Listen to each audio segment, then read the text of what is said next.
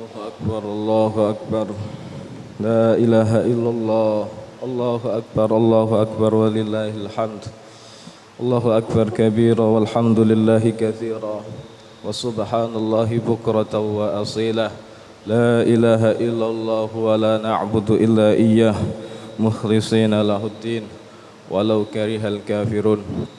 Jamaah yang Allah muliakan, semoga Allah Subhanahu wa taala senantiasa memberikan kita kesempatan, kesehatan, taufik dan hidayah kepada kita semua, dan diwafatkan di atas kalimat la ilaha illallah.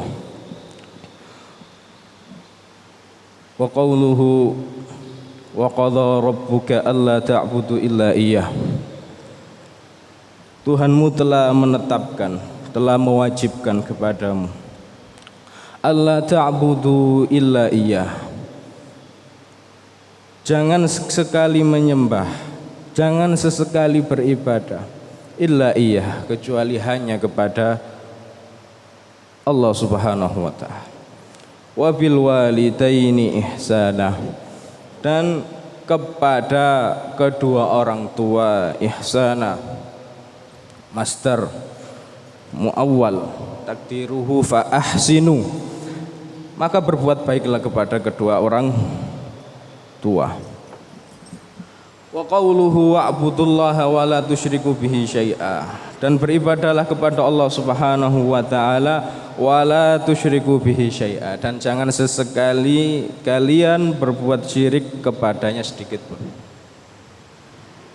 Dua ayat ini adalah wajibnya seseorang itu bertauhid, menauhidkan Allah Subhanahu wa taala dalam ibadah. Sangat jelas Allah Subhanahu wa taala menggunakan kata wa qadha. Qadha artinya hakama wa aujaba, memutuskan dan juga mewajibkan. Konsekuensinya, akibatnya, orang yang meninggalkan kewajiban apa? Yustahaqqul iqab ala tarkihi. Dia akan mendapatkan ancaman atau hukuman ketika meninggalkan suatu kewajiban. Kalau kita perhatikan dari Al-Fatihah sampai surat An-Nas itu, perintah pertama kali yang termuat di dalam Al-Quran, perintah pertama kali yang termuat dalam Al-Quran adalah perintah untuk beribadah. Di awal-awal surat Al-Baqarah itu Allah Subhanahu wa taala berfirman, ya ayyuhan nasu'budu, wahai manusia beribadalah, rabbakum, kepada Tuhan kalian, alladzi khalaqakum, yang telah menciptakan kalian, walladzina min qablikum, dan sebelum kalian juga diciptakan, la'allakum tattaqun, agar kalian menjadi orang yang bertakwa. Inilah urgensinya seseorang mentauhidkan Allah dalam ibadah. Karena perintah pertama kali yang Allah jelaskan di dalam Al-Quran adalah ibadah. Kemudian dalam hal ini kaidah yang sangat penting, bahwasanya semua ibadah, sekabehan ibadah itu dibangun di atas tauhid dan untuk tauhid. Dibangun di atas tauhid dan untuk tauhid. Semua ibadah tanpa terkecuali. Kita baca setiap, kalau baca iftitah itu, Qul inna sholati, saat temene sholatku, wa nusuki. Nusuk ada dua maknanya. Makna secara umum artinya ibadah. Makna secara khusus adalah berkurban. Inna sholati wa nusuki wa mahyaya wa mamati lillahi rabbil alamin. hidupku, matiku hanya untuk Allah, Tuhan semesta alam. La syarika lahu, tidak ada sekutu baginya. Wa bidzalika umirtu wa ana awwalul muslimin. Dan itulah yang diperintahkan Allah kepadaku, dan aku termasuk orang-orang yang berserah diri kepada Allah Subhanahu wa taala. Artinya semua ibadah, bahkan dalam haji pun,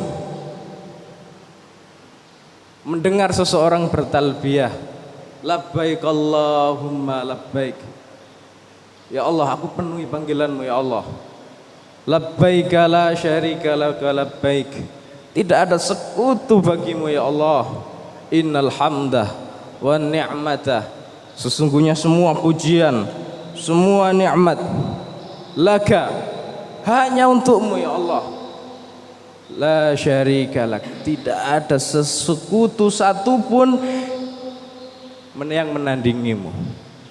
Dalam apa lagi? Dalam kurban, dalam sholat. Inna a'tainakal kautsar fasholli li rabbika wanhar. Sholatlah untuk Tuhanmu dan berkurbanlah untuk Tuhanmu. Artinya semua ibadah, bahkan dalam jihad, di dalamnya ada tauhid. Wa qatiluhum hatta la takuna fitnatu wa yakuna ad-dinu kulluhu lillah. Perangilah orang-orang musyrik, orang-orang kafir Quraisy itu. Jangan sampai terjadi fitnah. Fitnah kata Ibnu Abbas apa? Asyirku, yaitu kesyirikan. Dan agar semua agama itu milik Allah Subhanahu wa taala. Artinya begitu pentingnya mewujudkan yang namanya tauhid, karena semua ibadah yang kita laksanakan ini, semua ibadah yang kita laksanakan, ya salat, puasa, haji, berkurban, berjihad fisabilillah, dibangun di atas la ilaha illallah, dengan tujuan la ilaha illallah.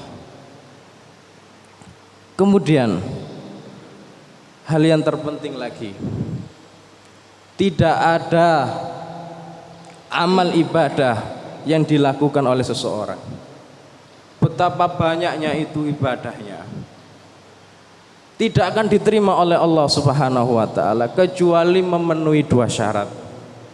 Tidak akan diterima oleh Allah Subhanahu wa taala ibadah. Salat kita ini tidak akan diterima oleh Allah Subhanahu wa taala kecuali memenuhi dua syarat. Yang pertama, al-ikhlas, penuh dengan keikhlasan. Dan kedudukan ikhlas yang paling tinggi adalah mentauhidkan Allah Subhanahu wa taala. Wa ma umiru, tidaklah mereka diperintah itu illa kecuali liya'budullaha, agar mereka beribadah kepada Allah mukhlishina lahuddin, betul-betul ikhlas, murni hanya untuk Allah Subhanahu wa taala. Ikhlas itu artinya sesuatu yang sudah ditinggalkan, sesuatu yang selesai, tidak perlu diungkit-ungkit lagi. Kemudian yang kedua, syarat yang kedua, harus mengikuti petunjuk syariat, mutaba'ah lirrasul sallallahu alaihi wasallam. Petunjuknya harus sesuai dengan petunjuk Nabi sallallahu alaihi wasallam. Rasulullah sallallahu alaihi wasallam bersabda, "Man 'amila amalan", siapa yang melakukan satu amalan, laisa alaihi amruna, tidak ada perintah, tidak ada petunjuk daripada kami, fahuwa raddun, maka amalan itu tertolak. Jadi syaratnya dua kalau ingin amalannya diterima. Yang pertama ikhlas. Puncak tertinggi dari ikhlas adalah kalimat tauhid. Yang kedua mutaba'atur rasul, mengikuti petunjuk dan juga bimbingan Nabi sallallahu alaihi wasallam. Kemudian hal yang terpenting lagi daripada tauhid, adalah Allah Subhanahu wa taala menjanjikan kepada orang-orang yang mewujudkan tauhid di satu negeri atau satu kampung atau satu keluarga. Wa'adallahu alladzina amanu wa 'amilus solihati minkum. Allah menjanjikan kepada orang-orang yang beriman lagi beramal soleh di antara kalian. La yastakhlifannakum fil ard. Allah akan jadikan bumi kalian itu makmur. Allah angkat kalian itu menjadi khalifah di muka bumi ini. Kama stakhlafal ladzina min qablikum. Sebagaimana orang-orang dahulu telah dijadikan oleh Allah sebagai khalifah, kekuatannya luar biasa. Wala yubaddilannahum min ba'di khaufihim amna. Allah akan ganti rasa takut kalian, rasa ketakutan kalian menjadi keamanan. Allah akan berikan rasa aman. Apa syaratnya? Ya'budunani wala yusyriku bi syai'a. Mereka itu beribadah kepadaku dan tidak menyekutukanku dengan sedikit pun. Artinya kalau negeri ingin maju, negeri ingin aman, negeri ingin makmur, ya'ti harizquha raghadan min kulli makan, rizki datang dari segala penjuru arah tempat, kemudian diberikan keamanan. Karena negara yang disebut dengan negara makmur adalah yang pertama aman daripada kelaparan, yang kedua aman daripada rasa takut. Kuncinya adalah mewujudkan, merealisasikan makna tauhid yang ada di situ. Jadi ini syaratnya, bukan karena ekonomi, bukan karena militer dan seterusnya. Itu adalah sebab-sebab yang lain. Tapi yang paling utama, negeri ingin aman, ingin sejahtera, ingin makmur adalah dengan mewujudkan tauhid di tempat itu. Subhanakallahumma wa bihamdika asyhadu an la ilaha illa anta astaghfiruka wa atubu ilaik.